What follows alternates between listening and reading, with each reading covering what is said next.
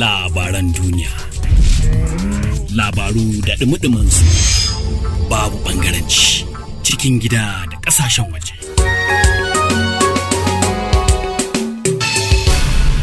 Unity.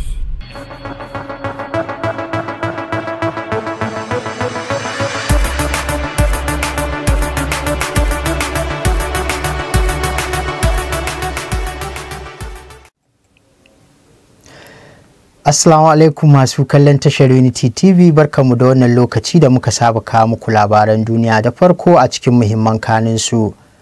Game da harin Kaduna, Majalisar Ɗinkin Duniya ta ce dole ne Najeriya ta sake duba dokokinta na kai hari. Majalisa ta ba da umarnin tsare gwamnan CBN da akanta janar ɗin Najeriya. An yankewa wani mutum hukuncin kisa a Zamfara bisa zargin shi da kashe abokinsa ko bisa kashe abokinsa akan naira 100. A labarin ƙetare kuwa, matsalolin tsaro a jamhuriyar Congo na ƙara taɓarɓarewa gabanin zaben ƙasar.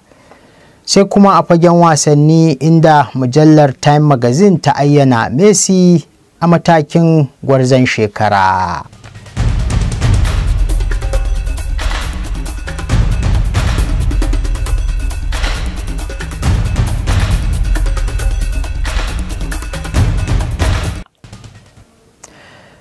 To kanin labaran kenan, yanzu ga cikakkunsu, mai karantawa Suleiman Hassan.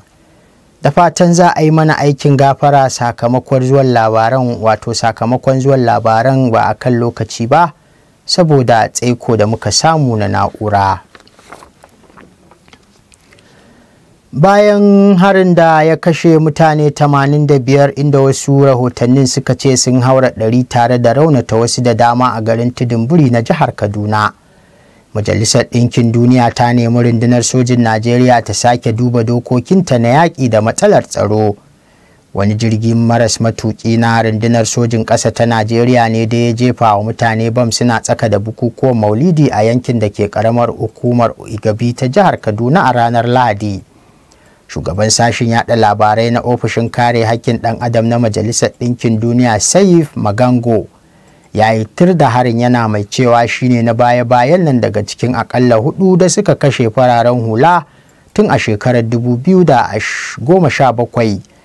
Wata sanarwa da Majalisar Ɗinkin Duniya ta fitar ta ambato Magango na bayyana duk da cewa rundunar soji ta ce kuskure ne, suna kira ga gwamnatin Najeriya da ta yi dukkanin mai yiwuwa wajen kare rayukan fararen hula da dukiyoyinsu a nan gaba. Ya ce dole ne su sake duba dokokin kai hari da kuma tsarin aiki don tabbatar da cewa ba a sake maimaita irin wannan ba a nan gaba. To har yanzu game da harin da rundunar Najeriya ta ce ta kai bisa kuskure. Ƙungiyar kare haƙƙin ɗan adam ta Amnesty International ta zargi gwamnatin Najeriya da ƙoƙarin yin rufa-rufa wajen ɓoye ɓarnar da aka samu yayin harin da rundunar sojin ƙasar nan ta kai a garin Tudun Biri da ke ƙaramar hukumar Igabi a jihar Kaduna, wadda ya janyo asarar rayuka da dama.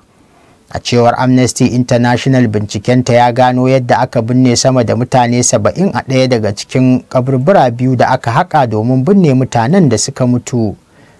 Malam Isa Sanusi, wadda shine daraktan kungiyar ta Amnesty International a Najeriya, ya ce irin wannan hari ya sha faruwa a ƙasar nan, inda ya yi misali da harin da aka kai akan wasu makiyaya a Doma da ke jihar Nasarawa.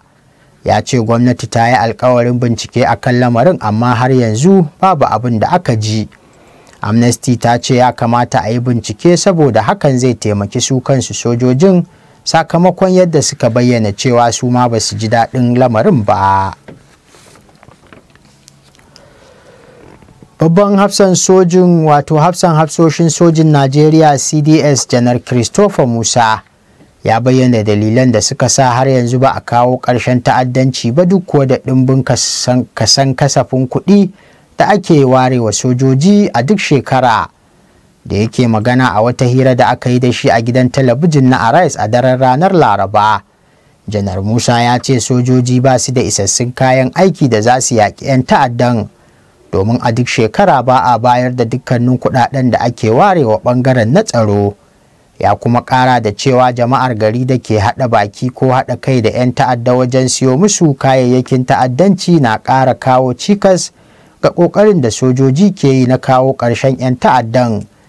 Ya ƙara bayyana haka ne yayin da yake magana akan harin bam a ranar Lahadi da rundunar sojin saman Najeriya ta kai a ƙauyen Tudun Biri da ke ƙaramar hukumar Igabi ta jihar Kaduna, inda akalla sama da mutane 100 ne aka rawaito sun mutu yayin da aka ce kusan mutane 60 sun jikkata.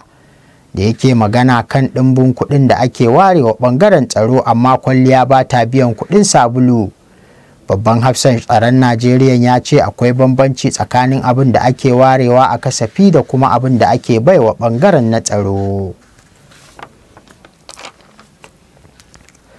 Al'ummar garin Kidandan da ke ƙaramar hukumar Giwa ta jihar Kaduna sun koka kan yadda 'yan bindiga suka hana su sukuni sakamakon har-haren da suke kai musu da kuma karɓar haraji kafin barin su je gona. Sun ce sun shafe tsawon watanni 'yan bindigar na kai musu har-hare wadda a wasu lokutan ma sukan hallaka mutane. Wasu daga cikin mazauna yankin sun ce a yanzu 'yan bindigar kan ci karensu babu babbaka ba tare da jami'an tsaro sun taka musu birki ba. Kamar yadda wani mazaunin yankin ya shaida wa BBC. Ya ƙara da cewa wani lokaci idan suka zo za su yi harbe-harbe da daddare kawai su fita. Wani lokacin kuma sukan ajiye baburansu a bayan gari su shigo cikin gari su ɗauki mutane su tafi da su. Mazaunin yankin ya ce fatansu shine mahukunta za su turo da ƙarin jami'an tsaro zuwa Giwa domin a baiwa mutanen garin tsaro.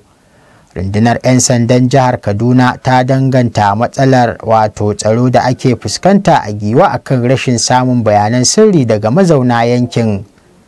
ASP Mansur Hassan shine kakakin rundunar 'yan sandan jihar Kaduna ya kuma bayyana cewa ba sa samun bayanan sirri da wuri. Wani zubin ma har sai lokacin da mutanen suka shigo za a gansu za su yi wani abu har sai lokacin da suka yi ƙoƙarin ɗaukar mataki ko na hari daga al'umma. Daga wannan lokaci ne za a ba su bayanan sirri. ASP Hassan ya ce ko a baya-bayan nan sun zauna da mahukunta yankin da suka hada da shugaban karamar hukumar ta Giwa su inda suka tattauna akan irin matakin da ya kamata a ɗauka domin tabbatar da tsaro a yankin. A wani bangaren kuwa Majalisar Dokokin Tarayya ta bayar da umarnin tsare gwamnan babban bankin Najeriya CBN Olayemi Kadosa da akanta janar na ƙasa Oluwawoyin Madiyan. Kwamitin karɓar ƙorafi na majalisar ne ya ba da umarnin tsare su tare da wasu kamfanonin mai guda 15 kan ƙin amsa gayyatarsa domin amsa tambayoyi kan ɓangaren albarkatun man Najeriya. Kwamitin ya ba da umarnin ne bayan samun korafi daga wani mai suna Fidelis Ozoamen a ranar Talata, inda sauran waɗanda umarnin ya shafa suka hada da kamfanin zuba jari na mai na ƙasa NAPIM a turanci a takaice, da kuma kamfanonin haƙar ɗanyen mai na Total da Shell da Ajib da Pan Ocean Oil da New Cross E&P da kuma Frontier Oil. Sauran su ne Eastern Exploration and Production da kuma Western African Exploration and Production. Yawanci dai a zaman majalisar ko kwamitocinta batutuwa da yawa ne kan taso kan al'amura, don haka suke buƙatar amsa daga shugabannin hukuma ko ma'aikatar da lamarin ya shafa. Sai dai a lokuta da dama shugabannin da ake gayyata sukan aiko da wakilansu ne, wadda majalisar ba ta jin daɗin hakan, take kuma kallon hakan a matsayin rashin mutunta ta. To a ɓangaren sufurin jiragen sama kuwa gwamnatin Najeriya ta cimma yarjejeniya da ƙasar Kuwait domin fara zirga-zirgar jiragen saman kai tsaye tsakanin ƙasashen biyu. Ministan sufurin jiragen sama da raya sufurin ko sararin samaniya Festus Keyamo ne ya bayyana hakan a shafinsa na X. Keyamo ya ce ya rattaba hannu a madadin gwamnatin Najeriya don cimma yarjejeniyar jigilar jiragen sama tsakanin ƙasashen biyu domin bayar da dama ga kamfanonin jiragen sama da aka keɓe don gudanar da zirga-zirgar jiragen sama a kasuwanni, na kasuwanci wadda ya shafi jigilar fasinjoji da kaya. A cewar Keyamo an rattaba hannu kan yarjejeniyar ne a taron tattaunawa kan harkokin sufurin jiragen sama na ƙasashen duniya wato ICAN a turance a takaice da hukumar kula da zirga-zirgar jiragen sama ta ƙasashen duniya wato ICAO a turance a takaice ta shirya a birnin Riyadh na ƙasar Saudi Arabia. Wannan zai bunƙasa harkokin kasuwanci da yawon buɗe ido da tattalin arziki tsakanin ƙasashen biyu, kuma a cewar Keyamo shi da takwararsa za su ci gaba da tattaunawa kan hanyoyi daban-daban tare da ƙasashe daban-daban da suka halarci taron na ICAO na shekara-shekara har zuwa ƙarshen mako. To a ɓangaren siyasa kuwa babbar jam'iyyar hamayya a Najeriya wato PDP ta umarci 'ya'yanta da suka gurfanar da ita a gaban kuliya sakamakon rigingimin cikin gida da su janye ƙararrakin saboda ta samu buɗe hanyar sulhu da daidaita tafiyar jam'iyyar da 'ya'yan nata. Kwamitin gudanarwar jam'iyyar ya ce kundin tsarin mulkin jam'iyyar ya haramta wa 'ya'ya kai mahaifiyarsu ƙara gaban kuliya. Sanata Umar Ibrahim Tsauri wadda memba ne a kwamitin amintattu na jam'iyyar PDP ya shaida cewa dokar wato da daddiya ce, amma wasu 'ya'yan jam'iyyar na yi mata biyayya ce irin ta ganin dama.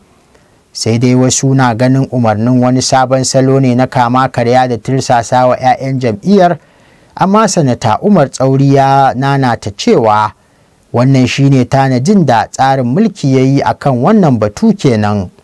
Duk da cewa jam'iyyar PDP na da yaƙinin cewa umarnin nata zai wanzar da zaman lafiya tsakaninta da 'ya'yan nata, wasu masana a ɓangare wato masana siyasa a ɓangare guda kuwa na ganin cewa ta yi fargar jaji har mai faruwa ta faru.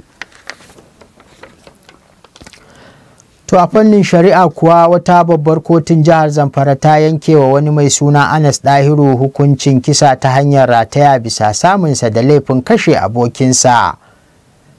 Anas da ke unguwar Dallatu a ƙaramar hukumar Gusau ta jihar Zamfara dai ana zarginsa ne da kashe abokinsa mai suna Shamsu Ibrahim da wuƙa ta wato kan wata takaddama akan naira 100 da ta shiga tsakaninsu a shekarar 2017.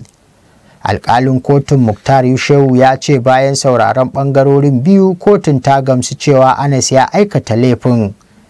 Mai shari'a Yushewu ya yankewa wadda ake tuhuma hukuncin kisa ta hanyar rataya kamar yadda yake a sashi na 221 na kundin laifuka na jihar Zamfara. To a labarin ƙetare kuwa bari mu fara daga nan nahiyar Afirka inda lamuran tsaro ke ci gaba da taɓarɓarewa a birnin Goma na Jamhuriyar Dimokuraɗiyyar Congo. Lamarin da ya jefa rayuwar 'yan gudun hijira da ke rayuwa a sansanoni da ke kusa da yankin cikin zulumi. Yayin da ƙasar ke shirye-shiryen gudanar da babban zaɓe a wannan wata na Disamba da muke ciki. Ƙasar da ke tsakiyar Afirka mai fama da rikici wadda kuma ke ɗauke da arzikin ma'adinai dai. Al'ummarta da dama musamman mazauna gabashi na ganin cewa gwamnati ta wofantar da su. Chantal Wamima wadda ta tsere zuwa yankin Masisi daga yammacin Goman ta ce ta gaza yin rijistar katin zaɓe domin samun damar kaɗa ƙuri'a a zaɓen ranar 20 ga watan Disamban nan saboda matsalar tsaro da ƙasar ke fama da shi. Gabashin Congo dai na fama da matsalar masu ɗauke da makamai yayin wato yakin da ya bazu a yankin tun daga shekarun 1990. Shugaba Felix Sekedi mai shekaru 60 wadda ke neman wa'adi na biyu dai ya sha alwashin daƙile matsalar tsaro a ƙasar. Sai dai bayan shekaru 5 yana mulkin ƙasar, lamura a jamhuriyar ta Dimokuraɗiyyar Congo sun ƙara taɓarɓarewa ne fiye da baya. To a wani labarin kuwa game da yakin Isra'ila da kuma Falasɗinawa can a wato yankin gabas ta tsakiya. Har yanzu dai game da wasiƙar da babban sakataren Majalisar Ɗinkin Duniya Antonio Guterres ya rubuta, inda ya nemi a gaggauta tsagaita wuta a yankin da Isra'ila ko yakin da Isra'ila ke yi da Hamas a zirin Gaza. Ya yi amfani da ayar doka ta 99 ta Majalisar Ɗinkin Duniya wadda ta ba shi damar janyo hankalin kwamitin tsaro kan duk wani abu da ka iya wato da yake ganin zai iya barazana ga zaman lafiyar duniya da tsaronta. yayin da ake fuskantar shiga bala'in rasa agaji a Gaza. Guterres yana neman kwamitin ya taimaka wajen kaucewa aukuwar bala'i, kuma ya nemi a tsagaita wuta don kai agaji cikin wani saƙo da ya wallafa a dandalin X. Ya ce wannan ne karan farko da ya yi hakan tun da ya zama shugaba ko kuma sakatare janar na Majalisar ta Ɗinkin Duniya a shekarar 2017. Cikin wasiƙar da ya rubuta wa shugaban kwamitin tsaron, Guterres ya nanata cewa yanayin na ƙara ƙazancewa cikin sauri ta yadda ba za a iya gyara wa Falasɗinawa komai ba daga baya da kuma tsaron yankin nasu. To a fagen wasanni kuwa, mujallar Time Magazine ta bayyana ɗan wasan Inter Miami Lionel Messi a matakin gwarzon ɗan wasan duniya na shekarar nan ta 2023. Messi, wadda ya koma Miami ne cikin watan Yulin da ya gabata, ya ci ƙwallaye 11 a karawa 14 cikin dukkanin fafatawa, wadda ya sa ta lashe League na Cup na farko a tarihin ƙungiyar. Mai shekaru 36, Messi dai ya lashe kyautar Ballon d'Or na 8 jimilla a cikin watan Oktoba. Mujallar ta ce Messi ya ƙara yawan magoya baya ga Inter Miami tun bayan da ya koma can, inda aka samu ƙarin masu kallon ƙungiyar da yawa a faɗin duniya.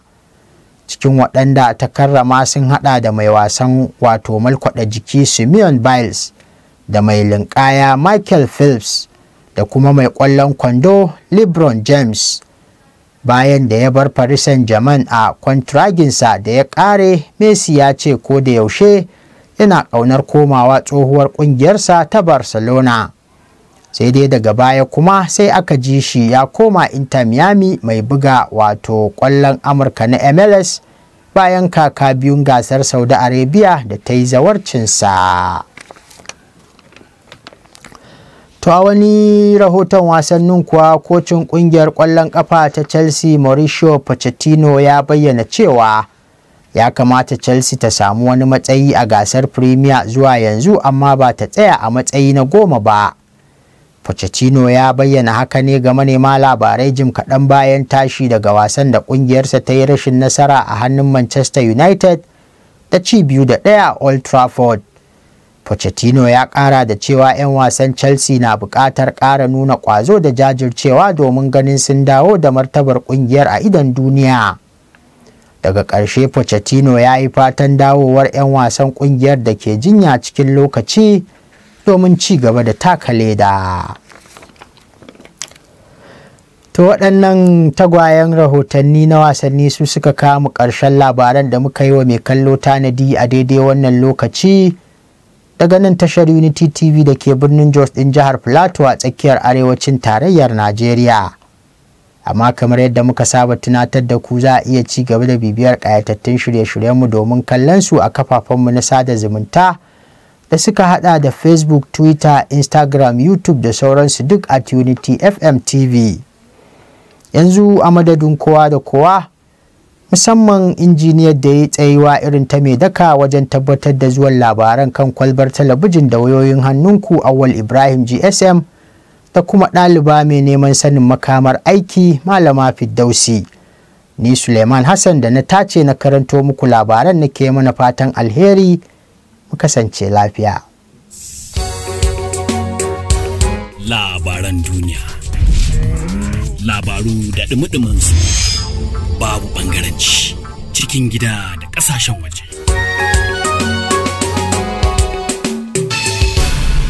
Unity